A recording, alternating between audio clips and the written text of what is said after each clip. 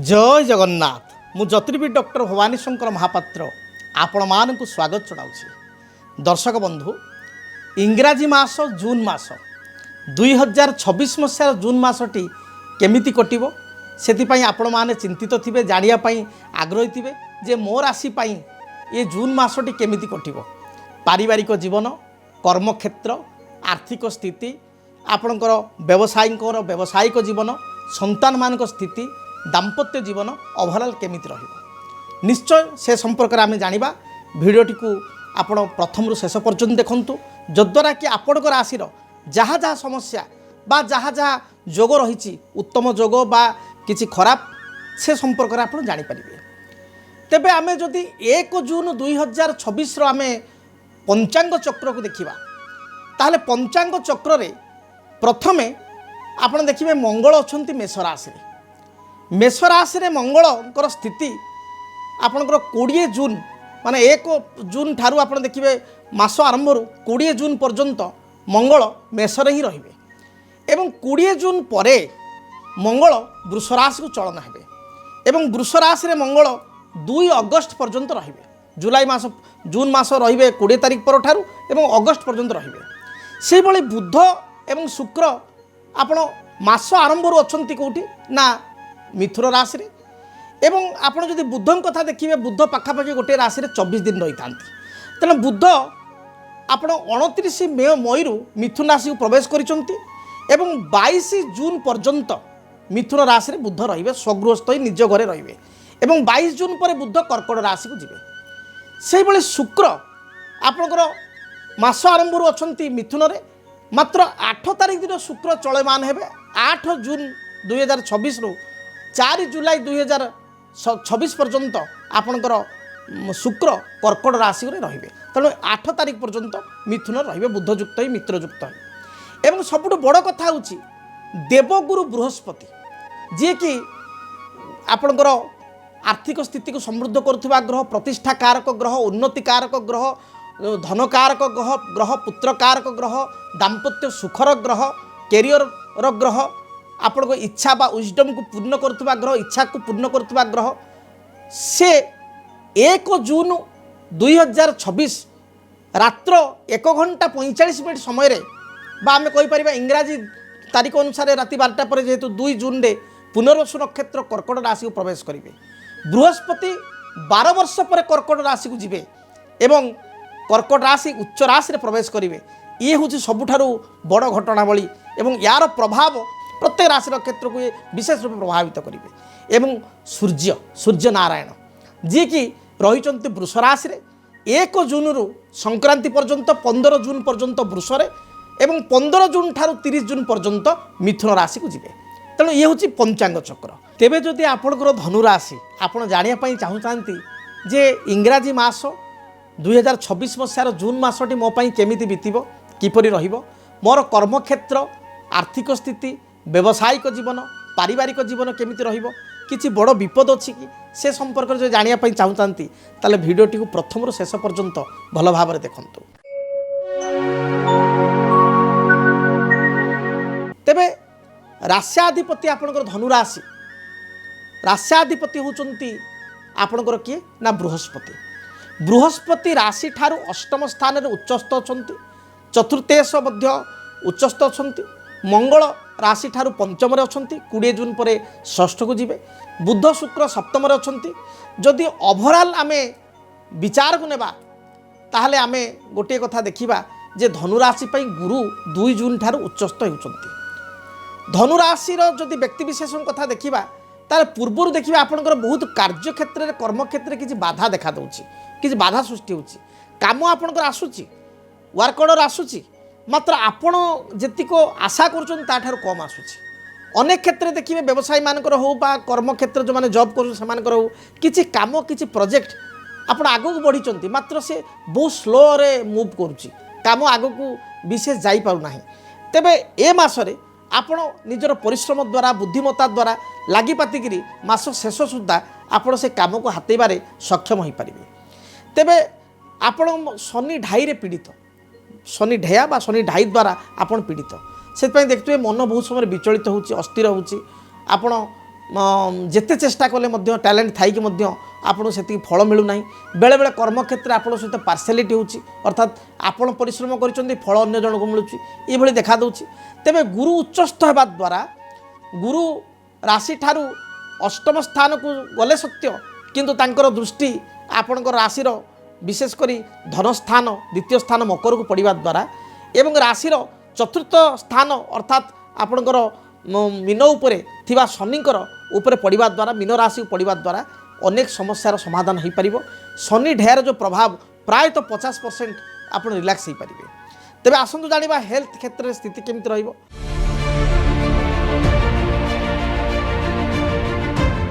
ମନ ସ୍ଥିର ରହିବ। ଯେଉଁ ମନ ପୂର୍ବରୁ ଅସ୍ଥିର ହେଉଥିଲା, ବିଚଳିତ ହେଉଥିଲା, କ'ଣ କରିବି କ'ଣ ନ କରିବି ଜାଣିପାରୁନଥିଲେ, ଦ୍ୱନ୍ଦ୍ୱମନା ହେଉଥିଲେ, ଗୋଟେ ରାଇଟ୍ ଡିସିସନ୍ ଆପଣ ନେଇପାରିବେ। କାହାଠାରୁ ଗୋଟେ ଆପଣ ଆଡ଼ଭାଇସ୍ ପାଇପାରିବେ, ଉପଦେଶ ପାଇପାରିବେ। ସେ ଗୁରୁସ୍ଥାନୀୟ ଲୋକ ହୋଇପାରନ୍ତି, ଆପଣଙ୍କର ପିତା ମାତା ପ୍ୟାରେଣ୍ଟସ୍ ବା ମାମୁଁ ଦାଦା କି ବଡ଼ ଭାଇ ଏମିତି ହୋଇପାରନ୍ତି, ବା କୌଣସି ସାଙ୍ଗସାଥୀଙ୍କ ଠାରୁ ମଧ୍ୟ କିଛି ପରାମର୍ଶ ପାଇ ଆପଣ ସମସ୍ୟାର ସମାଧାନ ପାଇପାରିବେ। ମନ ଆପଣଙ୍କର ସ୍ଥିର ରହିବ। ସେହିଭଳି ଭାବରେ ଆପଣ ବହୁତ ଆଧ୍ୟାତ୍ମିକ କାର୍ଯ୍ୟରେ ନିଜକୁ ନିୟୋଜିତ କରିବେ, ଦୂରସ୍ଥାନକୁ ଭ୍ରମଣ କରିବେ ଏବଂ ବିଶେଷ କରି ଆପଣଙ୍କର ହେଲ୍ଥ ରିଲେଟେଡ୍ ଯଦି କିଛି ଇସ୍ୟୁ ଅଛି ସେ ଇସ୍ୟୁ ମଧ୍ୟ ଦୂରୀଭୂତ ହେବ। ନଦୀ ପାହାଡ଼ ପର୍ବତ ସ୍ଥାନକୁ ପରିବାର ଲୋକଙ୍କ ସହିତ ଫ୍ୟାମିଲି ମେମ୍ବରଙ୍କ ସହିତ ସାଙ୍ଗସାଥୀଙ୍କ ସହିତ ଯାତ୍ରା କରିପାରନ୍ତି। ଏବେ ଆସନ୍ତୁ ଜାଣିବା ଫାଇନାନ୍ସିଆଲ କଣ୍ଡିସନ୍ କେମିତି ରହିବ।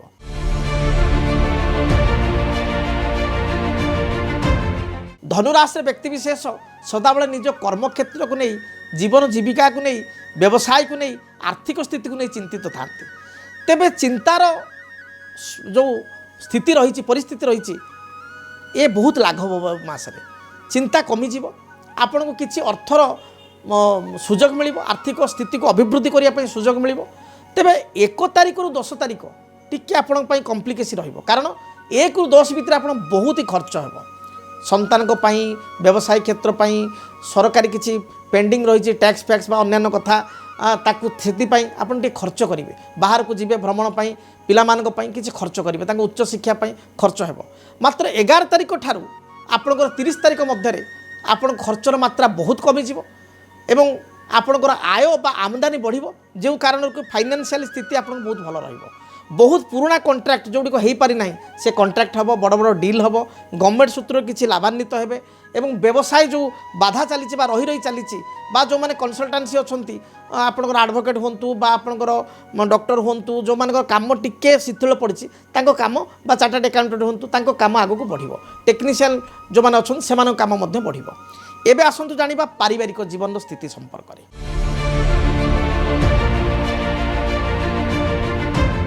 ପାରିବାରିକ ଜୀବନ 1ରୁ 11 ମନେ ରଖିଥାନ୍ତୁ, ଜୁନ୍ 1ରୁ ଜୁନ୍ 11 କିଛି କଥାକୁ ନେଇ ପିତାଙ୍କ ସହିତ ତର୍କ ବିତର୍କ, ସ୍ୱାମୀ ସ୍ତ୍ରୀଙ୍କ ମଧ୍ୟରେ ତର୍କ ବିତର୍କ, ଭାଇ ଭଉଣୀଙ୍କ ମଧ୍ୟରେ ତର୍କ ବିତର୍କ, ସନ୍ତାନ କଥା ନ ଶୁଣିବା, ଏଭଳି ଚିନ୍ତାକୁ ନେଇ ଆପଣ ଚିନ୍ତିତ ହୋଇପାରନ୍ତି। ମାତ୍ର 12 ଜୁନ୍ ଠାରୁ 30 ଜୁନ୍ ଫାଇନାନ୍ସିଆଲ କଣ୍ଡିସନ୍ ପ୍ଲସ୍ ଆପଣଙ୍କର ଯଦି ଦେଖିବା ଫ୍ୟାମିଲି ଲାଇଫ୍ ଆପଣଙ୍କ ପାଇଁ ବହୁତ ଭଲ ରହିବ। ସମସ୍ତଙ୍କ ମନ ନେଇ ଚଳିବେ, ପରିବାର ଲୋକଙ୍କ ସହିତ ଦୂରଯାତ୍ରା କରିବେ, ପିତାଙ୍କ ଠାରୁ କିଛି ସାହାଯ୍ୟ ସହଯୋଗ ପାଇବେ, ଯେଉଁଟାକି ଆପଣଙ୍କ ପାଇଁ ବହୁତ ଭଲ ରହିବ। ଏବେ ଆସନ୍ତୁ ଜାଣିବା ଆପଣଙ୍କର ସନ୍ତାନଙ୍କ କ୍ଷେତ୍ର କେମିତି ରହିବ, ବିଦ୍ୟାର୍ଥୀମାନଙ୍କ ପାଇଁ ସ୍ଥିତି କେମିତି ରହିବ।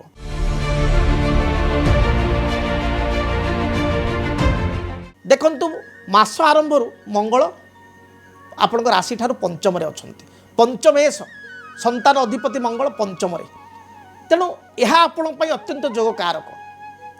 ମାସର ପ୍ରଥମରୁ 1ରୁ 20 ମଧ୍ୟରେ ପିଲାମାନଙ୍କର ଯଦି କିଛି କମ୍ପିଟିଟିଭ୍ ଏକ୍ଜାମ୍ ଥାଏ ସେଥିରେ ସେମାନେ କୃତକାର୍ଯ୍ୟ ହୋଇପାରିବେ। ଆପଣଙ୍କର ପୁଅ ବା ଝିଅ ଜ୍ୟେଷ୍ଠ ସନ୍ତାନ ବା ଜ୍ୟେଷ୍ଠ କନ୍ୟା ଯଦି ଜବ୍ କରୁଥାନ୍ତି ତାଙ୍କର ପ୍ରମୋସନ୍ ହେବ, କ୍ୟାରିୟରକୁ ଥିବା ଚିନ୍ତା ତାଙ୍କର ଦୂରୀଭୂତ ହେବ, ନୂଆ ଜବ୍ ଅପରଚ୍ୟୁନିଟି ପିଲାମାନଙ୍କୁ ମିଳିବ। ସାନ ପୁଅ ଝିଅ ପଢ଼ାପଢ଼ିରେ ଆଗ୍ରହ କରିବେ, ଆପଣଙ୍କ କଥା ଶୁଣୁନଥିଲେ, ଅବାଧ୍ୟ ହେଉଥିଲେ, କଥା ଶୁଣିବେ। ହେଲ୍ଥ ରିଲେଟେଡ୍ କିଛି ଇସ୍ୟୁ ଥିଲେ ବଡ଼ ପୁଅ ବା ସାନ ପୁଅ ବା ବଡ଼ ଝିଅ ବା ସାନ ଝିଅଙ୍କର, ତା ଦୂରୀଭୂତ ହେବ। ପିଲାମାନଙ୍କର ଯଦି ବିବାହଯୋଗ୍ୟ ବୟସ ଅଛି ତାହେଲେ ଏ ମାସ ସେମାନଙ୍କର ବିବାହ ପ୍ରସ୍ତାବ ସ୍ଥିରୀକୃତ ହେବା ବା ବହୁତ ଭଲ ଭଲ ପ୍ରସ୍ତାବ ଆସିବାର ମଧ୍ୟ ଯୋଗ ରହିଅଛି। ସନ୍ତାନ ଦୃଷ୍ଟିକୋଣରୁ ସ୍ଥିତି ଭଲ ରହିଛି। ପିଲାମାନଙ୍କ ସହିତ ଦୂର ସ୍ଥାନ ବା ଟ୍ରାଭେଲ୍ ମଧ୍ୟ ଆପଣ କରିପାରନ୍ତି। ଏବେ ଆସନ୍ତୁ ଜାଣିବା କ୍ୟାରିୟର ଉପରେ, ଆପଣଙ୍କର ଜବ୍ ଲାଇଫ୍ ଉପରେ କେମିତି ପ୍ରଭାବ ରହିବ।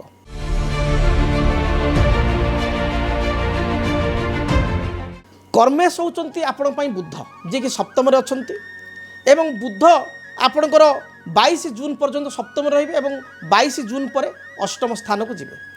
देखंतु आपणकर ओवरऑल कर्मक्षेत्र स्थिति भल रही मात्र बहुत आपन को दौड़ा धापड़ा करिया पड़िबो, बहुत परिश्रम करिया पई पड़िबो।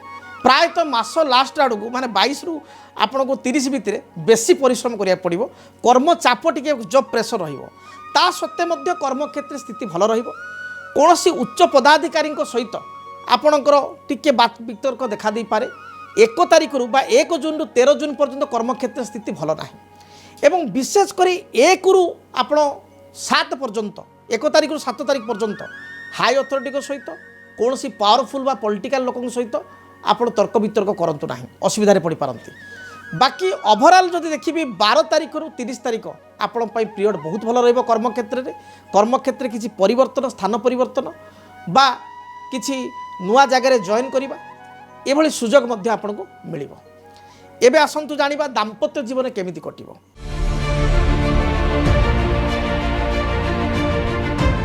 दाम्पत्य जीवन में स्वामी स्त्री मध्य देखा संपर्क बहुत भल रहिबो।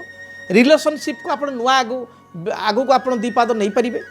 विवाह व्रतादि मांगलिक कार्य उभय योगदान करेंगे। स्वामी स्त्री भ्रमण उद्देश्य दूरयात्रा को जीवे तेल ओवरऑल स्वामी स्थिति बा दाम्पत्य जीवन बा स्त्री स्थिति बहुत भल रहिबो। तेबे आपणकर जदि देखा जाउची ताहले आपण 15 तारिख रु 30 तारिख मध्य दूरयात्रा करेंगे बा उभय एकाठी समय काटिया पई गोटे सुजोग पाइबे। एबे आसंतु जानिबा व्यवसायी मानक पई स्थिति केमिति रहिबो।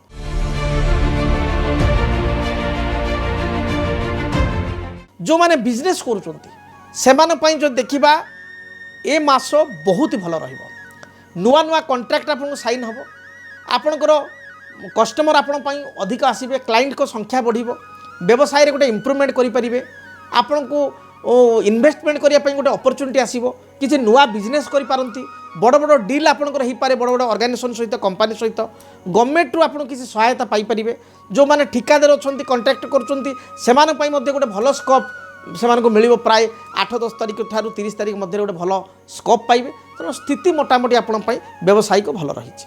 तेबे प्रतिकार कोन करिवे? प्रतिकार स्वरूप रास्याधिपति बृहस्पति हितबारु बृहस्पति वृक्ष ब्रह्मज्येष्ठी वृक्ष कुंडरे लगाई चंदन सिंदूर दीप धूप दे प्रत्येक दिन आपन पूजा करंतु। ता सहित जदि पारिबे ताले सिद्ध बृहस्पति जंत्र ठाकुर घरे रखी, जेहेतु रास्याधिपति चतुर्थाधिपति ठाकुर घरे रखी चंदन सिंदूर दीप धूप हलदी रंगर फूल दे प्रत्येक दिन गुरुवार ठार आरंभ कर पूजा करंतु। देखिए जहाँ भी बाधा विघ्न रही दूरीभूत हेबो। जदि आप सिद्ध बृहस्पति जंत्र ऑर्डर करने चाहते ताले टेलीफोन नंबर जहाँ दि जाऊँगी टीवी स्क्रीन रे से नंबर आपणकर नाम गोत्र ठिकाना आप निश्चय दिंतु, एड्रेस दिंतु। आम पूजा पाठ कर आप निकट को जंत्रटी प्रेरण करें। जदि आप चाहते मो सहित सीधा सड़क भेटियापाई भवानी सार सहित मो सहित कथापी बा आपण भेटी न पारे टेलीफोन माध्यम जोगाजोग करने टेलीफोन माध्यम गोटे टाइम नहीं मो सहित देखा करिया माने कथापी कनसल्टेंसी ताहले आपण जो नंबर दि जाऊँ स्क्रीन रे से नंबर आप जोगाजोग करें। से नंबर जोगाजोग करने सहित आपण मो सहित साक्षात करें कि टेलीफोन माध्यम कथा है प्राय समस्यार समाधान मध्य पाइपर। निजर निज संतानकर परिवार लोकंकर जातक गणना करें। तेबे महाप्रभु आपण को दीर्घायु करंतु, आपण को जीवन में जो बाधा विघ्न रही ता दूरीभूत हो। जय जगन्नाथ। जदि आपणक जीवन में व्यक्तिगत पारिवारिक समस्या, कर्मक्षेत्र नियुक्ति, वैवाहिक समस्या, वास्तुदोष एवं माली मकदमा आदि समस्या थाए ताहेले समस्यार समाधान और परामर्श पाई आमको जोगाजोग करंतु। ज्योतिर्विद doctor Bhabani Shankar Mahapatra, Budheswari colony, plot number 26, Bhubaneswar. Phone number 9776833302 9439444924। आमर वेबसाइट www.srijagannathastro.com।